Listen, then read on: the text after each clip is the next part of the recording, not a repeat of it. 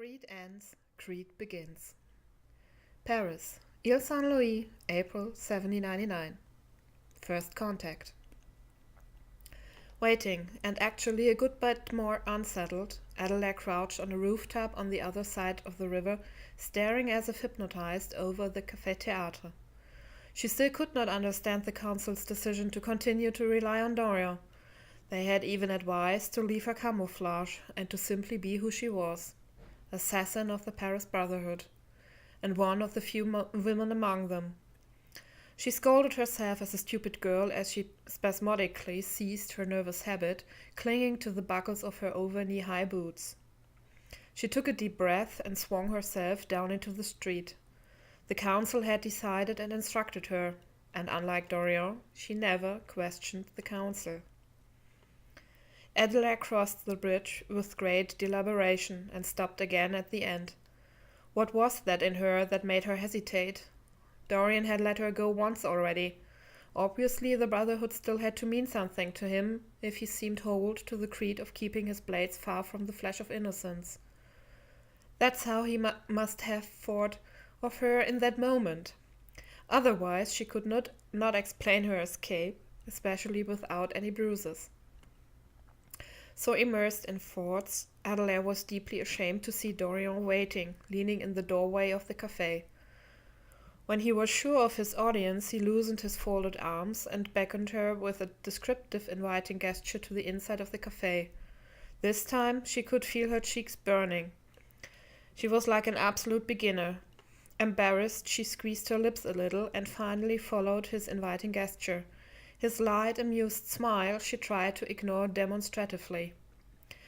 That couldn't be done with his composed, gallant gesture of pulling a chair back for her at the main table, just to the left of the entrance. Stiffly she took a seat and registered the suppleness with which he was sitting opposite her. He had slid his hood off onto his neck, and the light in the café shimmered in his dark hair as he leaned back in the chair. Still he had this gentle, enervating smile around the angles of his mouth, which left her gently uncomfortable. When he shortly turned his eyes to order coffee from one of his employees, Adeláire took a quick breath and forced herself to relax, leaning back in her chair. Nice to see you again, mademoiselle. There it was again, the softly amused undertone in his voice. What did he find so entertaining about their situation? She could feel a sort of stubbornness spreading inside her, and she illustrated it outwardly by folding her arms in front of her chest, which led Dorian again to an amused smirk. Likewise, it came from her gently pressed, which elicited a brief grin from his face. Once again they sank into silence until the two coffees were parked in front of them. They looked at each other like two boxers searching for a gap in the opponent's cover. Apparently neither of them came to a satisfactory conclusion. Well, maybe today you'd be so kind to at least tell me your name, since you imitate me in such an infinitely flattering way. Dorian sounded friendly, almost a little snooty, but Adeláire suspected that this would not be a friendly small talk. She wondered what vulnerability it would cost her and decided that she was getting ready for the game.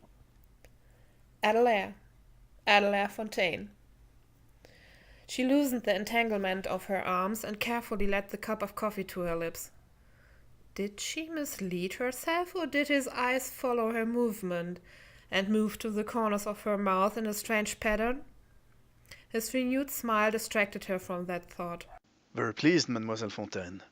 Myself, I certainly do not need to introduce, as you, as my employees assured me, were already a frequent guest in this café.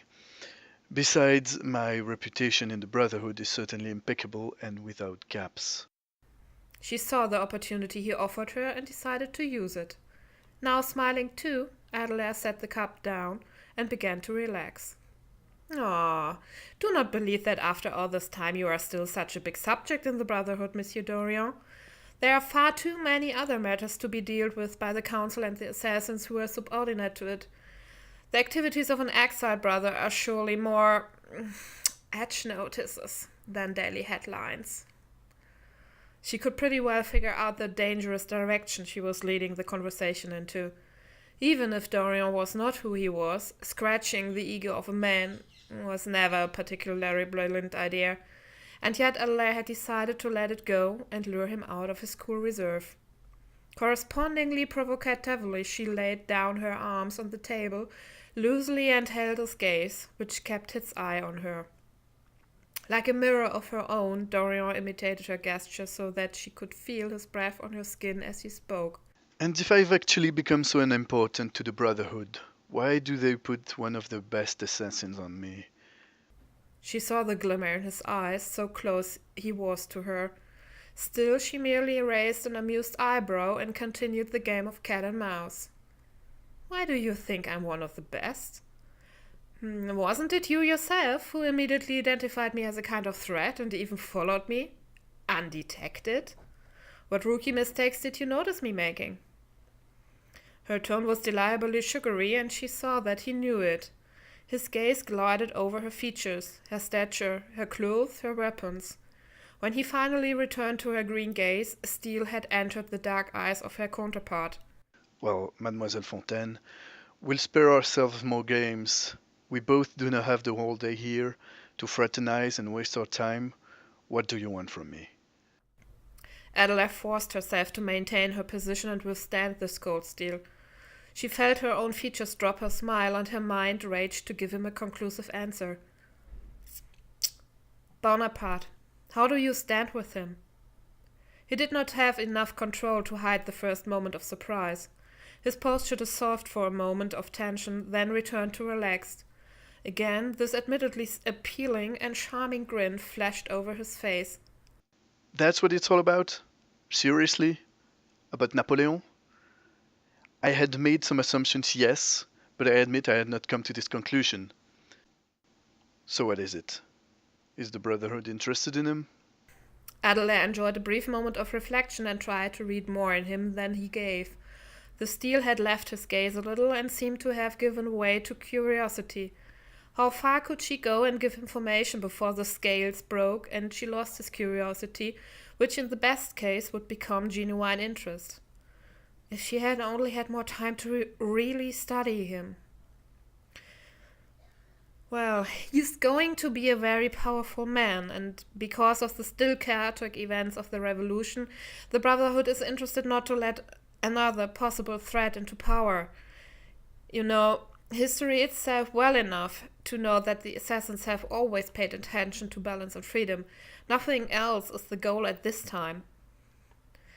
Deliberately at this point, Adeláire avoided informing Dorian of the consul's presumption that Bonaparte was in possession of the piece of Eden. Still, she thought her words had been too thin to last longer under the scrutiny of her table-mate. The course of their conversation proved her right. The only reaction he gave her explanation was to sit back in his chair. His gaze still rested on hers, and the smile was still playing around his mouth. You know, somehow it is pleasant to meet someone who is so unrestrained, innocent, and unprejudiced in the Brotherhood, the Council, and the Credo, especially when that's no longer the case for someone like me. His gaze lowered and fixed a cup of coffee before him on the table. I have found my own definition of the Creed for myself. And so I have the dark idea that this still does not really coincide with the Council and the Brotherhood. Why, after all that has happened, should I give the Brotherhood information about someone like Bonaparte? When his eyes met hers again, there was something like heaviness and profound sadness in his features. The silence between them, which followed his words, stretched, and the longer it lasted, the more closed his essence. Adeláire could literally feel the gap of the earlier still slightly open door narrow before her. Because you, despite everything what happened, are still an assassin. And if there is only some conviction left in you, then you are at least a bit suspicious of Bonaparte. Why else did you snatch the artifact from the underground catacombs of Saint-Denis in front of his nose and get it delivered by the Brotherhood to Cairo? Why, if not, that he already showed you things which you meant to stop? The Brotherhood wants nothing more when to follow that first spark again. Is this so reprehensible? As before, Adeláire retained her attitude and kept her eyes and facial expressions open. She did not know what he was reading, but she hoped that he could feel the conviction and urgency and be drawn by it. She did not dare to give any prognosis. So open her mimicry, so closed and impenetrable was his. He took his time. A lot of time. It almost seemed as if his thoughts were already digressing and again concerned with the urgency of the cafe when he finally took the word again. Well, you were honest, and you said what you had to say. I'll think about it. He spoke and rose from his chair. Feel as my guest today, and stay as long as you wish. Good day, Mademoiselle Fontaine. With this he bowed his head briefly and turned to leave. His cloak bulged behind him before he disappeared into the darkness of the back rooms.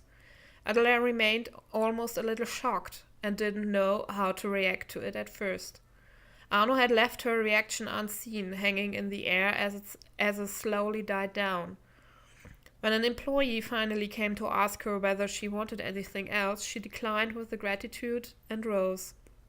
Dorian was not only a mystery to her, he seemed to be a proverbial book with 7 seals. And she wasn't sure she could find a key to only one of the seals.